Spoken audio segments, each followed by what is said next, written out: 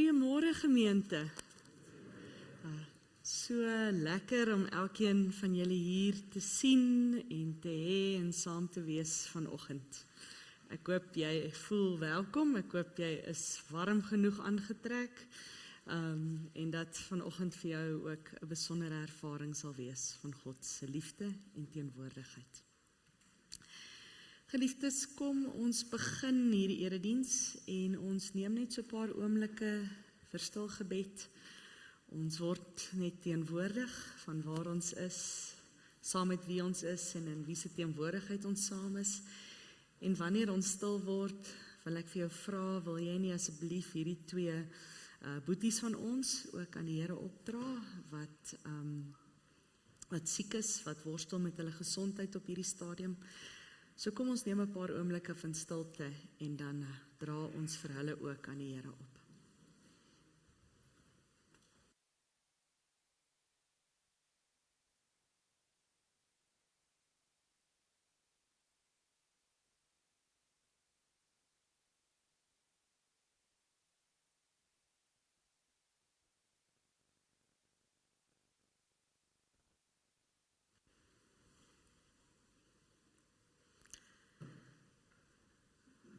Ons steek vanoggend die Christuskers aan. Wanneer ons dit doen, is dit 'n sigbare teken van ons belydenis dat ons glo en weet dat as ons saam is hier vanoggend, is ons in God se teenwoordigheid saam. En terwyl ons dit dan doen, gaan ons net so bly sit en dan sing ons ook hierdie belydenis met hierdie pragtige lied. God is hier teenwoordig.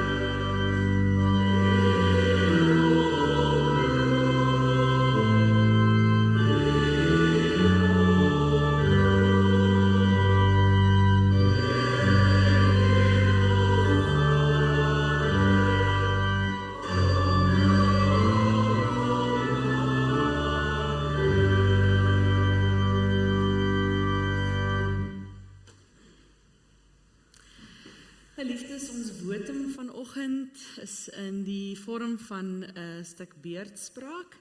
Ek gaan telkens vir ons 'n verwerking lees uit Efesiërs 3 en dan gaan julle net so bly sit en antwoord op die woorde met 'n vers uit Lied 454. Geliefdes, mag God ons hemelse Vader ons lewens met sy teenwoordigheid oorspoel, sodat daar nie 'n stukkie sal wees wat nie deur God se teenwoordigheid geraak word nie. Hy is so magtig en sterk. Juis met daardie krag werk hy ook in ons. Hy kan en het dinge vir ons gedoen waarvan ons nie eens kon droom nie. Hy verdien daarom al die eer wat ons het om te gee.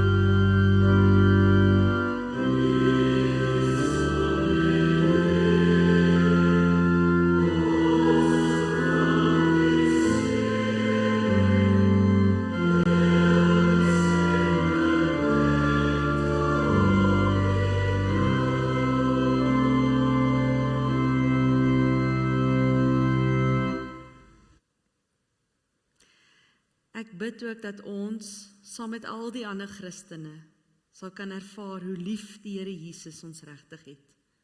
Sy liefde kan ons nie met woorde beskryf nie. Dit is te groot en wonderlik. Geen mens kan dit met sy verstand uitredeneer nie, want dit is baie groter as wat ons as mense is. Maar ek bid tog dat ons so ietsie daarvan sal snap, as iemand anders iets hiervan van my ook vra.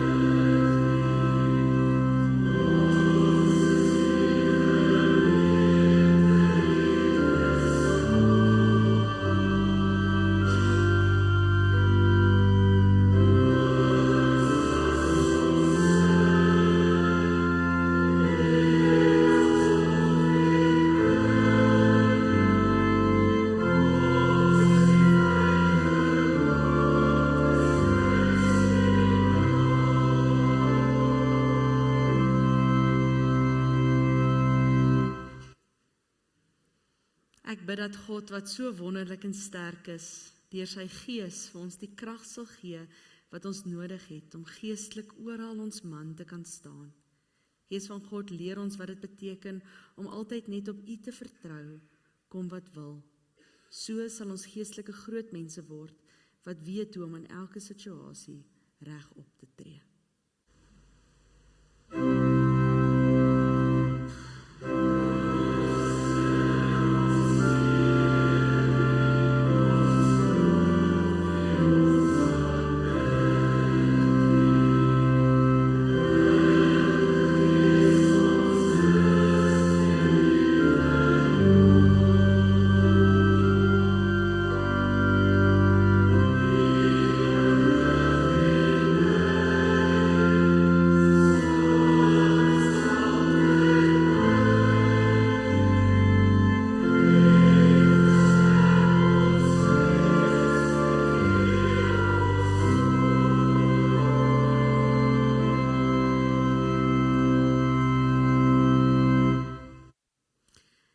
Elkeen wat die Here liefhet, wees bly oor wat hy vir jou doen.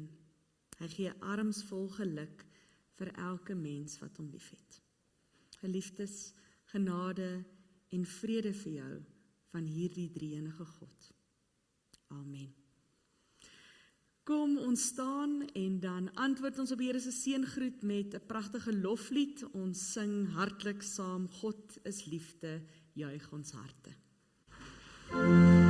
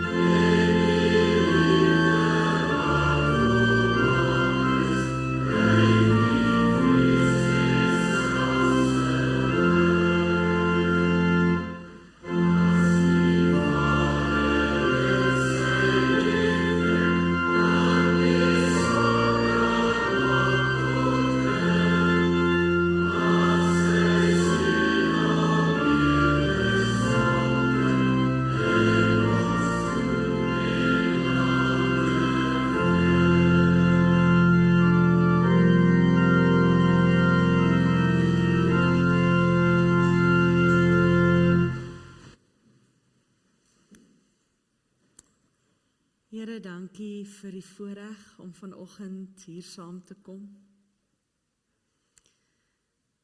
Sonder vrees vir vervolging, Here. Dankie, Here, dat ons met vrymoedigheid hier kan sit en die naam kan grootmaak. Uit u woord kan lees en saam daaroor na kan dink. En Here, al is hierdie boek soveel jare teruggeskryf in 'n ander wêreld, 'n ander konteks as ons in. Here, dankie dat ons weet dat hierdie woorde vandag nog met ons praat, relevant is. Dat u Gees dit vir ons lewend maak in ons harte, ons gedagte, ons lewens, asseblief, Here. Vandag weer. Here, as ons saam is vandag, dan weet ons dat nie almal wat deel is van hierdie familie is vandag hier nie. Here, ons weet dat baie van ons boeties en sissies swaar kry, siek is, worstel met allerlei dinge in hulle lewens, Here. Ver is. En Here, ek bid vandag dat hulle op 'n besondere wyse bewus sal wees van u teenwoordigheid nou, daar waar hulle is. Met dit wat hulle beleef, dit wat hulle voel.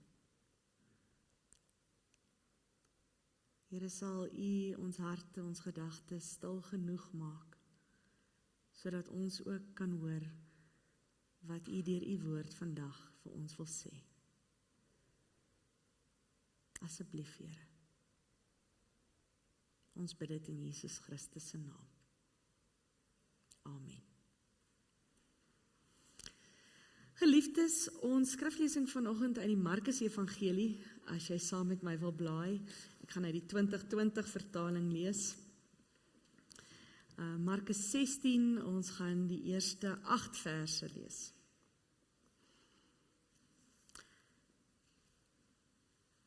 Vanaf verse 1.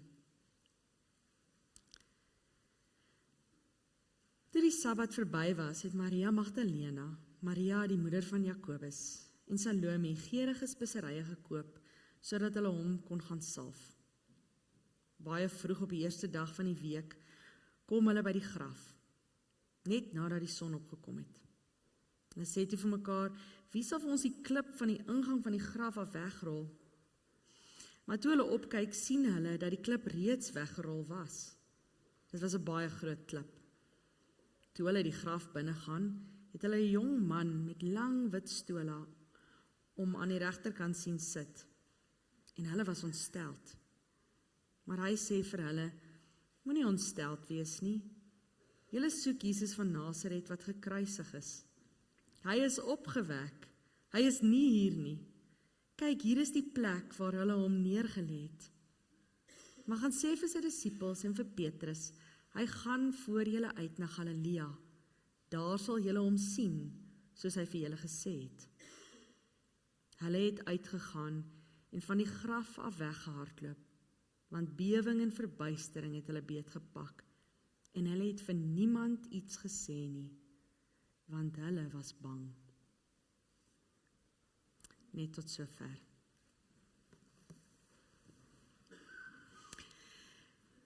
Ek het onlangs, ek weet nie of ek moet sê myself die onreg aangedoen nie, maar om die rolprent, die fliek Inception te kyk. Ten spyte daarvan dat my kollega Wouter vir my gesê het, hy dink nie ek moet nie. Ek weet steeds nie wat ek daarvan dink nie en of ek daarvan hou nie. Dit was vir my 'n baie frustrerende fliek gewees. En een van die groot frustrasies vir my van hierdie fliek was die einde gewees van hierdie fliek. Die fliek eindig waar die karakter Cobb, Leonardo DiCaprio, 'n tol op 'n tafel draai. Om te kyk of hy nou nog droom of nie droom nie. En terwyl hierdie tol draai, kom sy kinders in die vertrek in. En hy spring op om hulle tegemoet te hardloop en hulle te groet. Die kamera kom terug en die kamera bly op hierdie tol wat so draai. en die tol draai vir wat vir my voel soos 'n ewigheid. En dan word die skerm swart, Hans Zimmer se musiek begin speel, en 'n mens word gelos om te wonder en te top oor hoe hierdie verhaal nou eintlik eindig. En top het ek. Toe die skerm swart word en daai musiek begin speel, was my eerste gedagte gewees, nee, julle kan dit nie aan my doen nie. Hierdie verhaal kan nie hier stop nie. Ek moet weet wat gebeur. Wie maak 'n fliek wat so eindig? En hoe meer ek daaroor gedink het, hoe meer het ek besef dat oop eindes my ongemaklik maak. Enigiemand hier wat ook so voel? Closure, nee, baie van ons hou van closure. Nou as 'n mens die Markus Evangelie gaan kyk, dan is ek en van julle wat nou julle hande opgesteek het, nie die enigste een wat met oop eindes ongemaklik is nie. Uit 'n klomp ou manuskripte weet ons dat die oorspronklike Markus Evangelie, soos wat ons dit vandag het, tot by vers 20, dit nie daar geëindig het nie. Die oorspronklike Markus Evangelie het by vers 8 geëindig.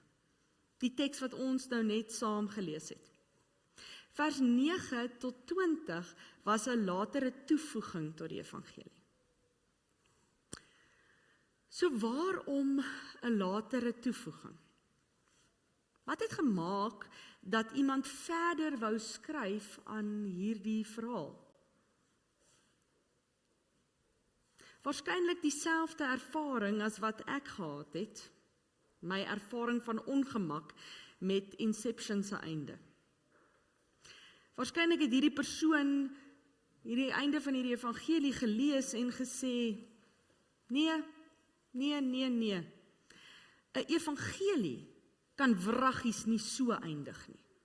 'n Evangelie kan wraggies nie eindig met hierdie woorde nie. Hulle het uitgegaan en van die graf af weggehardloop, want bewing en verbuistering het hulle beetgepak en hulle het vir niemand iets gesê nie, want hulle was bang. Iemand het hierdie oop, stomp einde gelees en gesê, maar die verhaal van die opstanding eindig nie hier nie. Die verhaal van die opstanding gaan voort. Die teoloog Marcus Borg stel geloof voor as 'n padkaart. Maar nie Google Maps of Waze nie. Daai ou papierpadkaarte, wat 'n mens mos nou so oopgevou het soos 'n konsertina en dan hom nou so plat op die tafel of op die motor se bak gesit het, nie. En hy sê, baie gelowiges dink die opstanding is die laaste bladsy van hierdie kaart. Dat die kaart by die opstanding ophou. Maar, sê Marcus Borg, die opstanding is nie die laaste bladsy van hierdie kaart nie. Dis die voupunt in die kaart. Die plek waar die kaart verder oopmaak. Daar's nog 'n deel van hierdie kaart wat ons moet oopvou. Want die kaart gaan verder as die opstanding. Daar word vertel dat die baie bekende groot teoloog Rudolf Bultmann met een van sy preke oor die opstanding die vraag gevra het. Hy het vir die gemeente, vir die gehoor gesê, is daar bewyse vir die opstanding? En toe het hy na die gemeente gewys en gesê, julle is die bewyse van die opstanding. Op die vollediger kaart van geloof wys Jesus se opstanding nie net op dit wat God in die verlede gedoen het nie, maar ook op wat God vandag nog doen. En wanneer ons saam hier bely, Jesus het opgestaan, dan vier ons natuurlik die kern van ons geloof. Maar ons doen meer as dit. Hierdie woorde is meer as net 'n viering van dit wat ons glo. Marcus Borg beskryf dit so. Easter is not about believing in a spectacular miracle that happened a long time ago, but about participating in the life-giving power of God now. About participating in the life-giving power of God now. Die opstanding is nie net 'n bewys van wat God kan doen en wat hy gedoen het nie. Dis 'n kaart van wat God wil doen en besig is om te doen in jou en my lewe nou en in ons wêreld. En Markus wil met sy oop einde ons nooi om hierdie kaart verder te blaai, om nie by die opstandingsbladsy te stop nie. Elizabeth Cheverly skryf, Mark leads the audience to reflect on their own part in or beyond the storyline and join these characters in Galilee where they may gaze on the risen Jesus to find the coherence of suffering, death and glory. Mark Hooker sê, this is the end of Mark's story because it's the beginning of discipleship. Markus vra met sy oop einde, hierdie verhaal wat so vreemd klink op die oor, vra hy, bly jy in Jerusalem of kom jy saam Galilea toe? Hak jy as te ware vas op die opstandingsbladsy of gaan jy die kaart verder oopvou?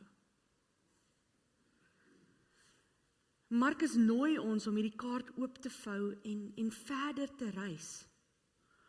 Om nie net soos hierdie vrouens te glo wat gebeur het nie, maar om ook te leef vanuit hierdie opstanding en toe te laat dat dit ons verander, dat dit ons nuut maak.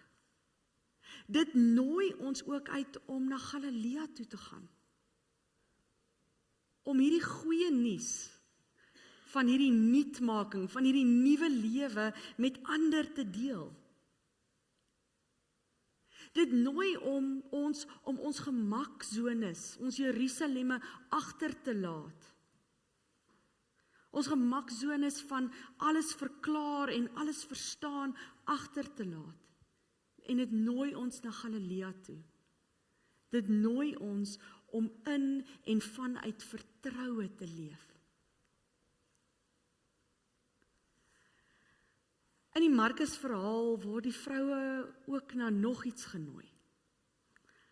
Hulle word genooi om verby die onsekerheid van die opstanding te kyk en om die misterie te omarm, dit te bewonder.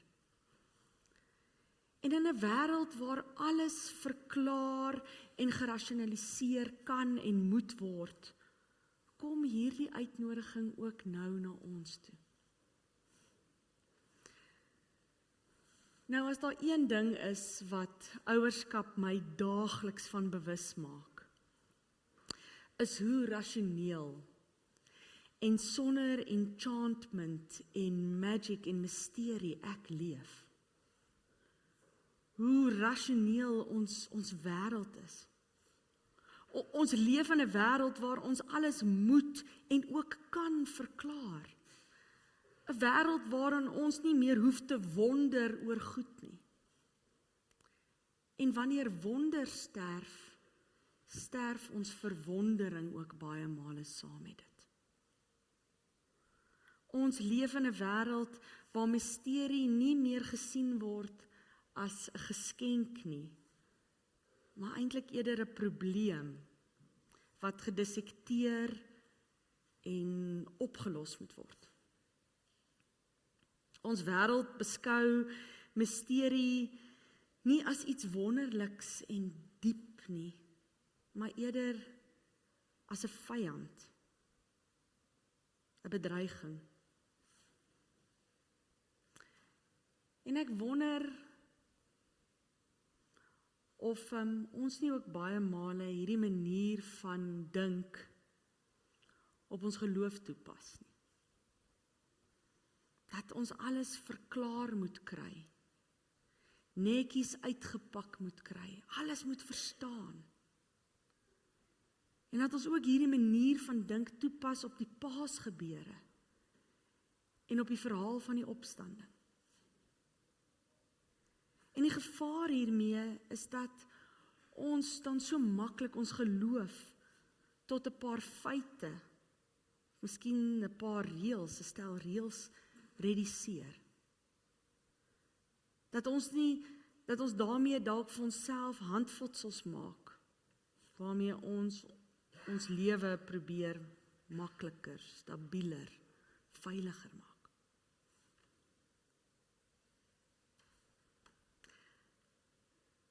Ek dink die Markus verhaal nooi ons na iets anders toe uit. Markus nooi ons om die misterie van die opstanding te omarm. Om soos 'n kind in verwondering na die verhaal te kyk, asof vir die eerste keer. En om die geskenk van die Paasverhaal te bewonder. Om die liefde, genade en die lewe wat daarin opgesluit lê, vir onsself te neem. So of jy nou die Markus verhaal lees tot by verse 8, en of jy hom lees tot verse 20, ek dink is steeds 'n verhaal met 'n oop einde. 'n Oop einde waarvan ons almal deel is.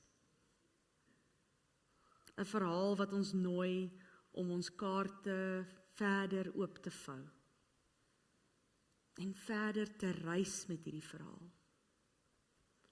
Nie net te glo dat dit gebeur het nie, maar om met verwondering te leef vanuit die opstanding.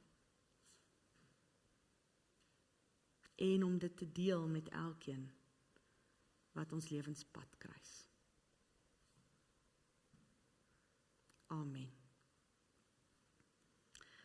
Geliefdes, ek wil vir ons 'n tydjie van stil gebed gee en dan gaan ons saam ons geloof bely. Maar kom ons word eers stil en ons bedink hierdie teks.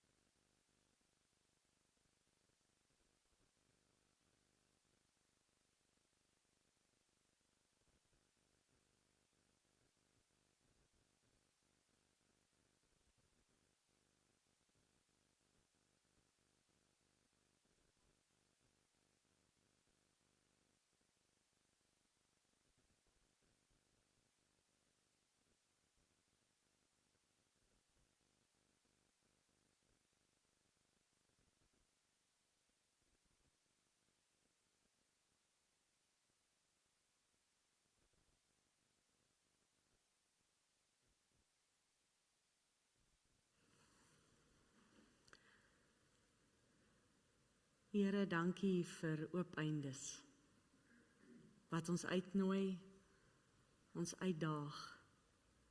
Dankie vir hierdie oop einde, wat aan ons vrae stel, maar wat vir ons wonderlike uitnodigings gee.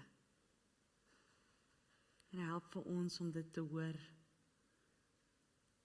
dit vir onsself te neem, en ook in ons harte te bære. Amen. Geliefdes, ons gaan net so bly sit en ons geloof bely. Ons gaan dit ook met beurtspraak doen vanoggend. Ek het vir julle die kort deel gegee. So julle gaan telkens die eerste sin lees en dan gaan ek antwoord met die langer gedeelte. So ons gaan dit hardop doen en julle gaan begin. Ons glo, Skepper van die hemel en aarde, Skepper van alle nasies en kerke, Skepper van alle tale en rasse.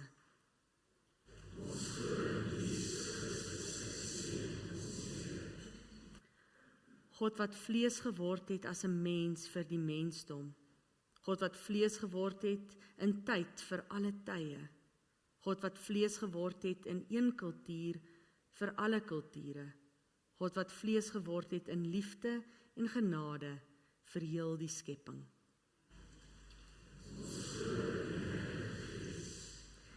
Deur wie God in Jesus Christus sy teenwoordigheid bekend maak in ons mense en in ons kulture. Deur wie God, die skepper van alles wat bestaan, aan ons die krag gee om nuwe skepsels te word. Wie se oneindige gawes ons een liggaam maak, die liggaam van Christus. Wat universeel is, omdat dit die teken van God se heerskappy is. Wie se getrouheid in al sy skakerings getoon word, waar al die kleure saam net een landskap teken en alle tonge dieselfde lof besing.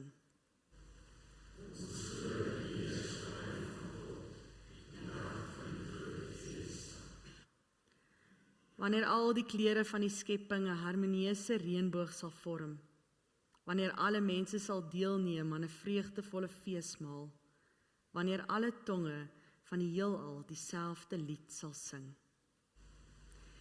En omdat ons glo, verbind ons om te glo vir hulle wat nie glo nie, om lief te hê vir hulle wat nie lief het nie, om te droom vir hulle wat nie droom nie, tot die dag wanneer hoop 'n werklikheid word. Amen. Geliefdes, ons sit sittende ons belydenis voort met vonk 95.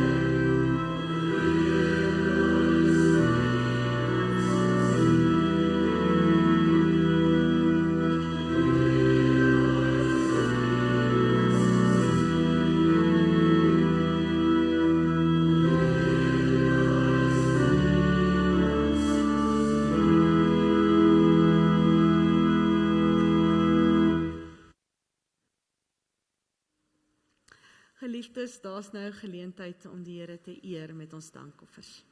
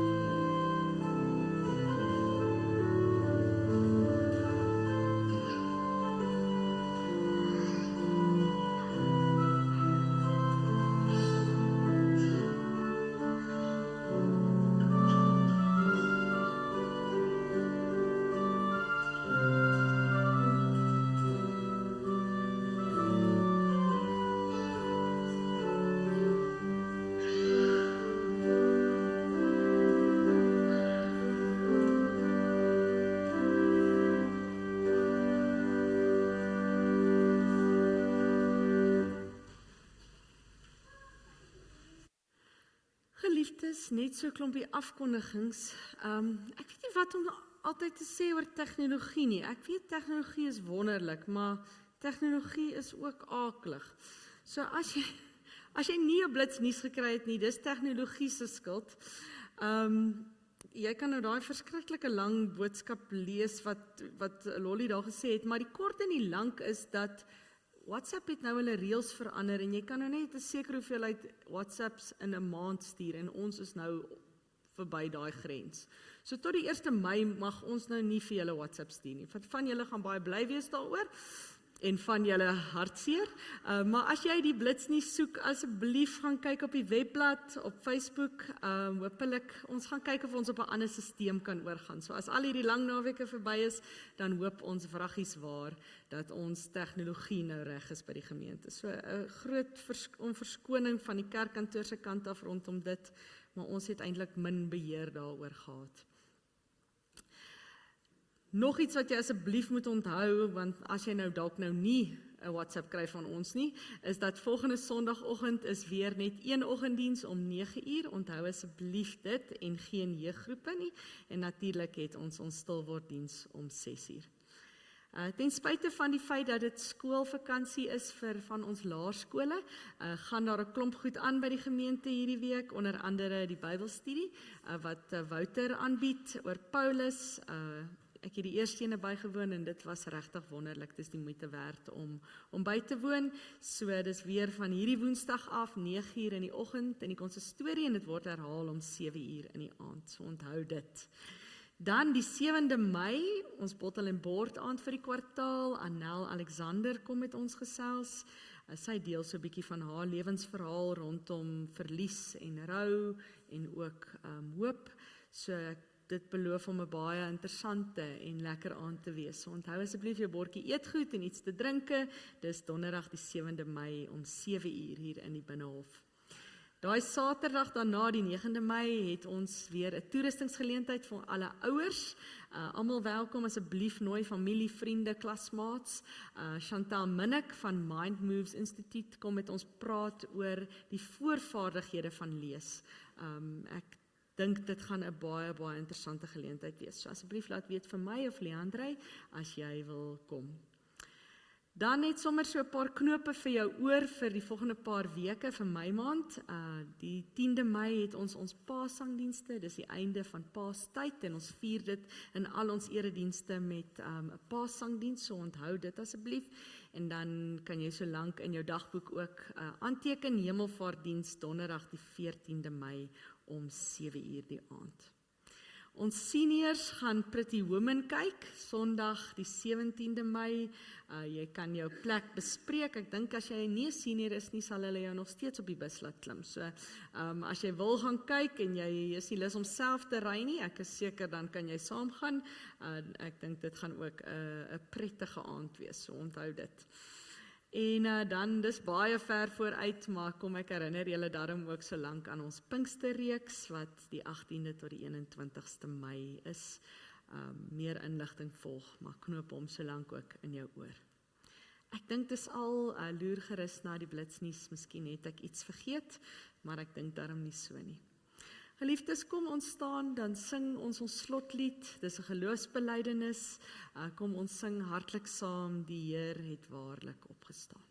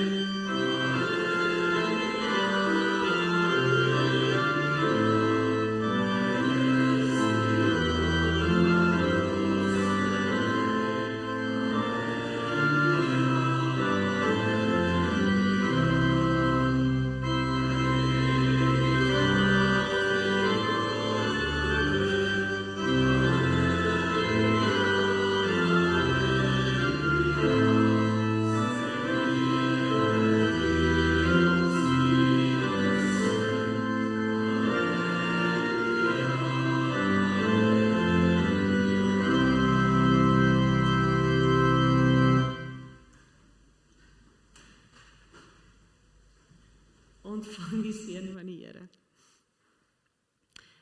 Die genade, die vrede en die liefde van ons opgestane Here, mag dit vir jou 'n misterie wees wat jou vul met verwondering. Mag dit jou nooi in 'n lewe in, 'n nuwe lewe in. En mag dit jou uitdaag om na Galilea te reis. Amen.